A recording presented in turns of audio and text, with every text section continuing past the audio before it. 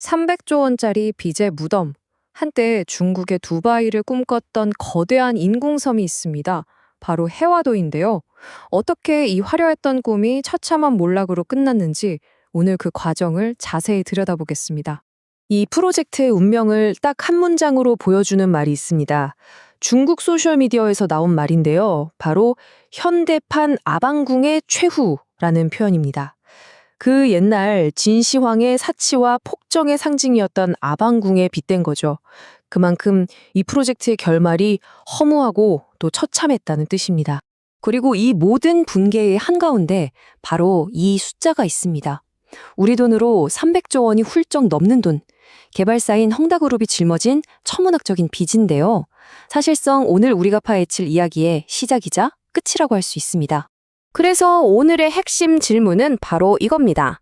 아니, 도대체 어떻게 세계에서 가장 크다는 인공섬이 아무도 살지 않는 유령 도시가 되어버렸을까요? 지금부터 그 거대한 미스터리를 하나씩 풀어보겠습니다. 이 섬이 왜 무너졌는지 알려면요. 먼저 이들이 얼마나 어마어마한 꿈을 꿨는지부터 봐야 합니다. 이들이 꾼 꿈의 스케일은 상상을 초월했습니다. 그냥 큰 리조트를 짓는 수준이 아니었고요. 저기 두바이의 상징인 팜주메이라를 뛰어넘는 세계 최고의 휴양지를 만들겠다는 야망이었죠. 그 당시 중국의 끝없는 경제적 자신감을 그대로 보여주는 상징적인 프로젝트였습니다. 자, 그리고 이걸 보시면 그 화려했던 꿈과 지금의 황량한 현실, 그 차이가 얼마나 충격적인지 그냥 한눈에 들어옵니다. 왼쪽은 세계적인 관광 천국이라는 청사진이죠. 그런데 오른쪽 현실은요, 죽음의 구역입니다. 39개 동은 철거 명령받고 상가는 텅텅 비고 참 기가 막힌 대비 아닌가요? 아니 대체 왜 이렇게 된 걸까요? 이토록 거창했던 프로젝트가 어떻게 이렇게까지 처참하게 실패할 수 있었을까요?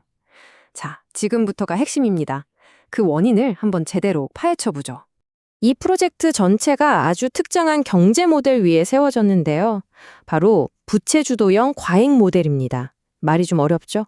쉽게 말해서 그냥 빚내서 잔치 벌인 겁니다.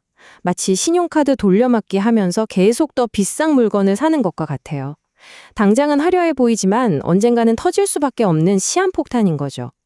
해화도는 바로 그 빚의 무게를 감당하지 못하고 그대로 주저앉아 버린 겁니다. 자, 이 타임라인을 한번 따라가 보시죠. 몰락이 그냥 갑자기 온 게 아닙니다. 처음부터 보세요. 프로젝트 승인 과정부터 부패와 환경규제 위반으로 얼룩져 있었어요. 그러다 결국 2024년 1월 법원으로부터 청산, 명령, 그러니까 사실상 사형 선고를 받고요. 마침내 증시에서도 퇴출당하면서 완전히 끝이 나버립니다. 이 표를 보시면요. 이게 그냥 시장의 실패가 아니었다는 게 명확해집니다. 회장은 감옥 가고, 프로젝트를 승인해준 시장도 뇌물 혐의로 감옥 가고, 회사 자체는 아예 사라져버렸죠. 이건 명백한 인재였던 셈입니다. 꿈은 산산조각 났고 개발사는 사라졌습니다. 그렇다면 오늘날 이 빚의 무덤에는 과연 무엇이 남아있을까요? 재정적인 상처는 정말 어마어마합니다. 우리 돈으로 16조 원이 넘는 돈이 사실상 회수 불가능한 매몰 비용이 됐어요. 그러니까 한 푼도 건질 수 없는 돈이 되어버렸다는 거죠. 자본 손실의 거대한 기념비처럼 남아버렸습니다. 이 차트는 정말 가슴이 아픈데요. 팔린 아파트가 6만 채나 됩니다. 그런데 실제로 사는 사람은요?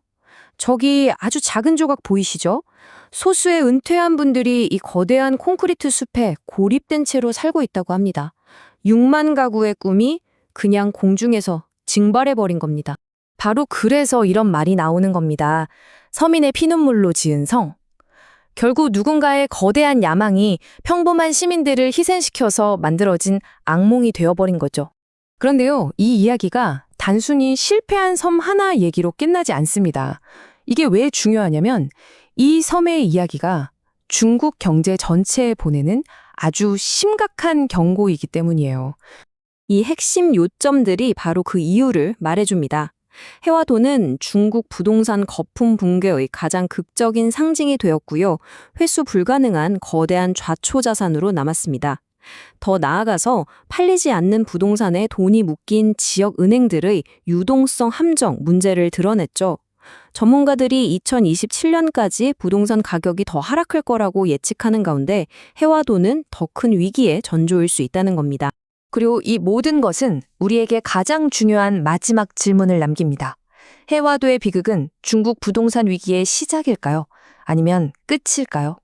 이 질문에 대한 답이 앞으로 수년간 중국 경제, 나아가 세계 경제의 향방을 결정하게 될지도 모릅니다. 해와도가 던진 이 경고를 우리는 어떻게 받아들여야 할까요?